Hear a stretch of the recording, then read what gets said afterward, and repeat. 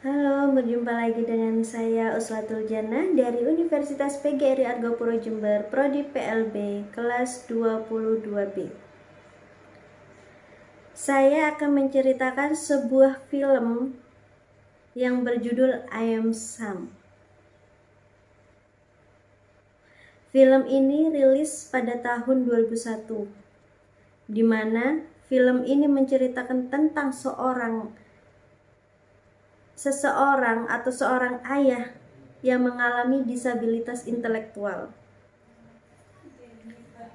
Hari itu adalah hari di mana istrinya melahirkan, dan akhirnya anaknya lahir. Tapi pertama kali keluar dari rumah sakit, istrinya langsung kabur tanpa menoleh ke belakang lagi. Alasannya adalah karena IQ suaminya yang sangat rendah. Dan si istri tidak mau seumur hidup dengan orang bodoh. Sam memiliki disabilitas intelektual yang parah. Dia bekerja di kafe sudah 8 tahun, tetapi dia masih belum bisa membuat kopi. Ditambah mengasuh putrinya yang baru lahir. Dia sangat kesusahan dan kini semua hal membuat Sam sangat sibuk. Sam sangat bingung saat membeli susu untuk anaknya.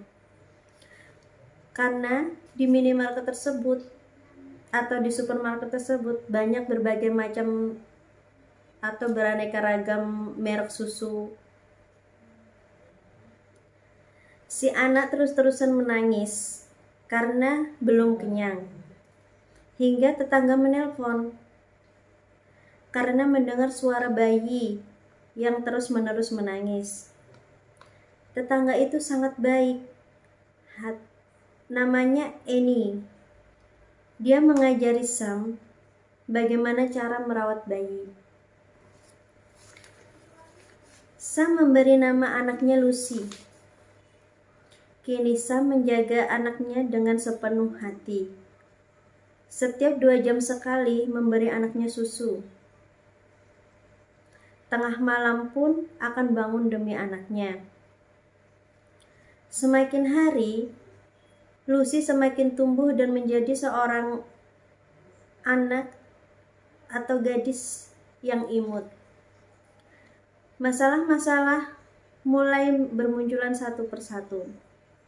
Lucy yang begitu penasaran memberikan pertanyaan kepada Sam, papahnya, tetapi Sam tidak tahu untuk menjawab apa.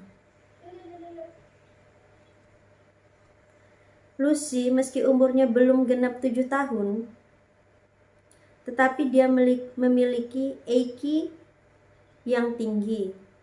Saat membaca buku, Sam membaca ejaan dengan salah. Tetapi Lucy berpura-pura tidak bisa membaca dan membaca tulisan itu dengan salah, agar papanya tidak malu. Sam memiliki teman-teman yang juga memiliki kekurangan yang berbeda-beda.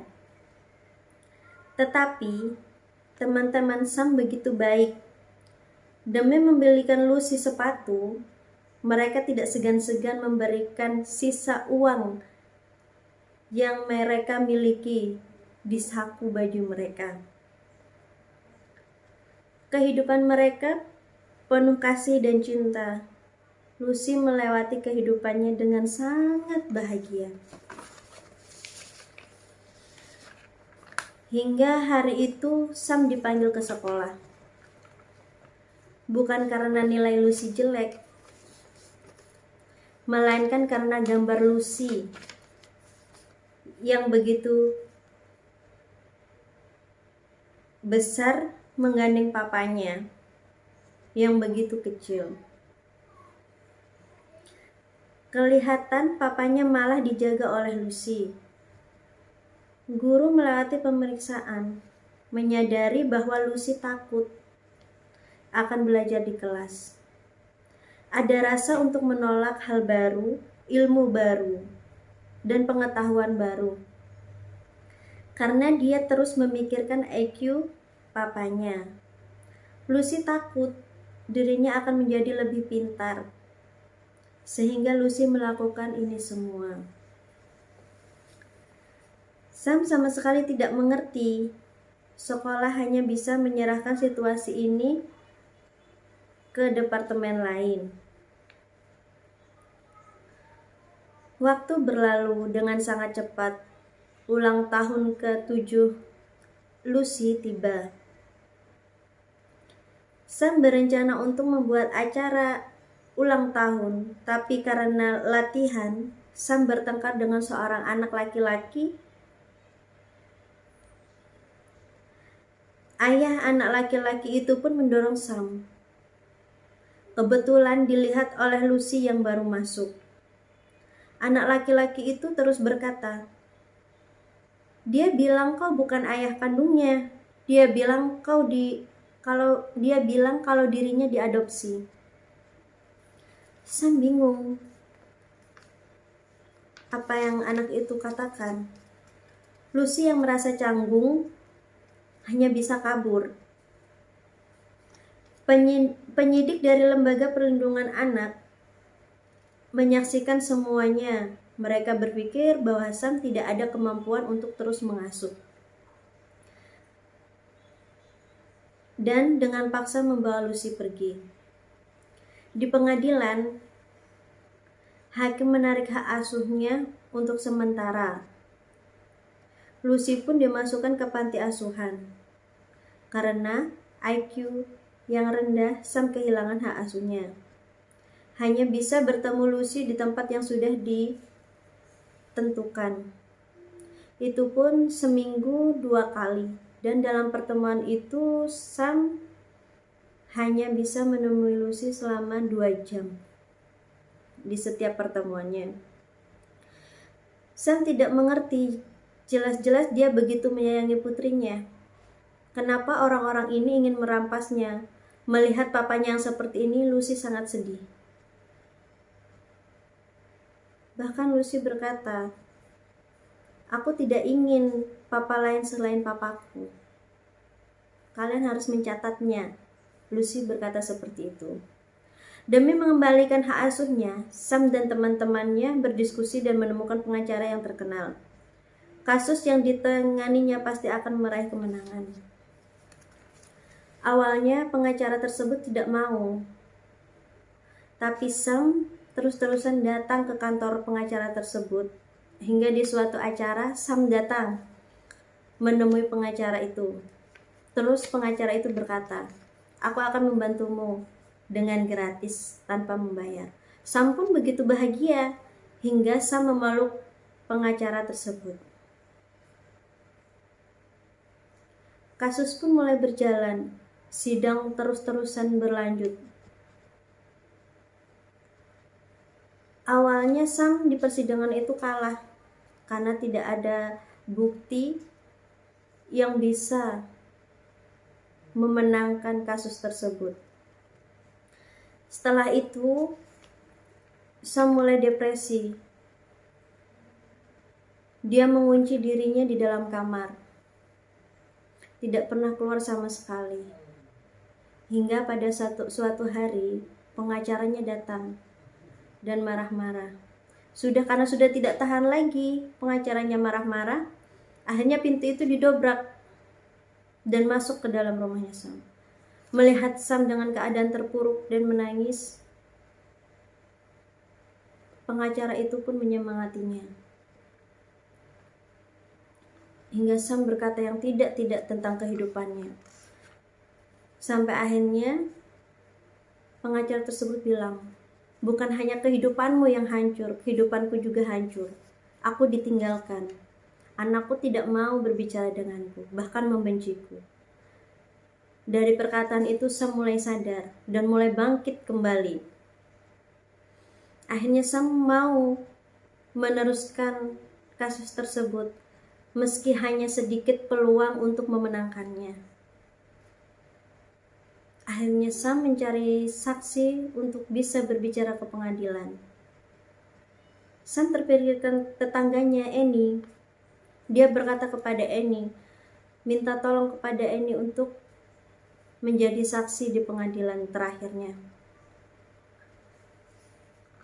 Setelah itu Annie datang.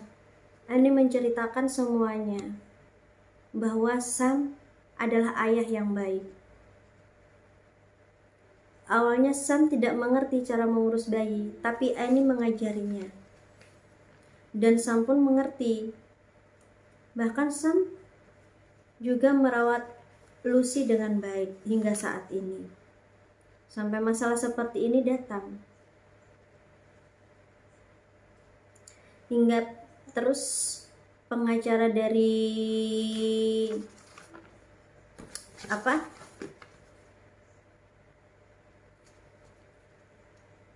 Departemen Perlindungan Anak berkata bahwa Sam tidak pantas untuk menjadi ayah, bahwa Sam tidak pantas untuk membesarkan Lucy, bahwa Sam tidak pantas untuk merawat Lucy. Dia terus-terusan menyerang kehidupan Annie di masa lalu. Akhirnya Annie terdiam dan menangis. Sam pun akhirnya kalah di persidangan itu. Dan Lucy diberikan ke orang tua adopsinya. Sam marah, Sam nangis, Sam mengamuk. Kenapa ini semuanya terjadi? Sam memang menginginkan kehidupan Lucy lebih baik, tapi tidak seperti ini caranya. Kemudian Sam mulai pindah kerja. Dia mulai mendekati Lucy lagi. Dia berpindah bekerja sebagai pengasuh binatang. Binatang itu binatang anjing. Dan tempat tinggalnya berdekatan dengan rumah Lucy, rumah orang tua adopsinya. Tidak sengaja hari itu waktu Sam mengajak anjing-anjingnya jalan-jalan, dia bertemu dengan Lucy. Lucy marah kenapa dia tidak datang untuk menemuinya. Akhirnya Sam menjelaskan semuanya dan Lucy pun mengerti. Tetapi orang tua adopsinya itu tidak mau Sam dekat-dekat dengan Lucy lagi, karena takut akan terjadi sesuatu hal yang tidak diinginkan. Hari pun berlalu. Tiba-tiba malam itu Lucy datang ke rumah Sam dan mengetuk pintunya. Sam pun bertanya, "Kenapa kamu ada di sini? Mengapa kamu tidak di rumah? Kenapa pakaianmu tidak tebal, karena di luar sedang dingin, nanti kamu kedinginan." Akhirnya Lucy pun masuk dan tidur di samping Sam. Setelah tertidur, Sam mengantar Lucy kembali ke rumah orang tua adopsinya. Setiap hari Lucy akan melakukan hal tersebut. Hingga pada akhirnya orang tua asuh Lucy pun terenyuh dalam hatinya. Dia mengantarkan Lucy yang sedang tertidur ke rumah Sam dan membiarkan Lucy bersama Sam. Terus Sam berkata, "Aku ingin Lucy menjadi anak yang lebih baik. Maukah kamu membesarkan Lucy bersamaku?" Dengan senang hati orang tua asuh itu berkata iya. Hari-hari pun menjadi bahagia. Lucy kembali ceria bersama ayahnya dan semua orang-orang yang menyayanginya. Nah, permasalahan di sini yaitu yang pertama, kurangnya pemahaman karena disabilitas intelektual, tidak adanya pengertian dan memahami keinginan anak, selalu merendahkan seseorang yang memiliki kekurangan.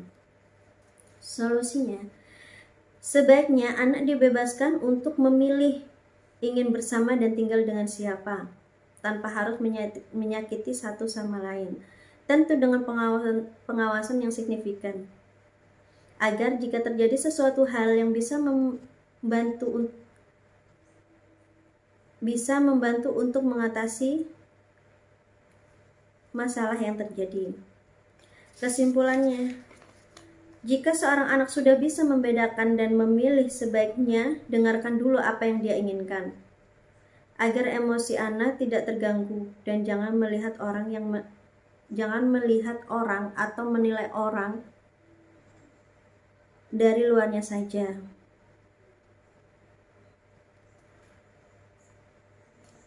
Seseorang yang memiliki disabilitas intelektual bukan berarti dia tidak punya perasaan, dia tidak punya pemikiran.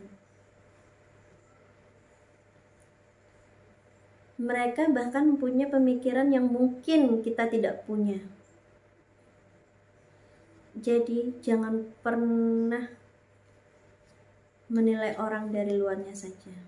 Terima kasih untuk yang nonton video ini. Saya akhiri. Mohon maaf bila ada salah kata. Wassalamualaikum warahmatullahi wabarakatuh.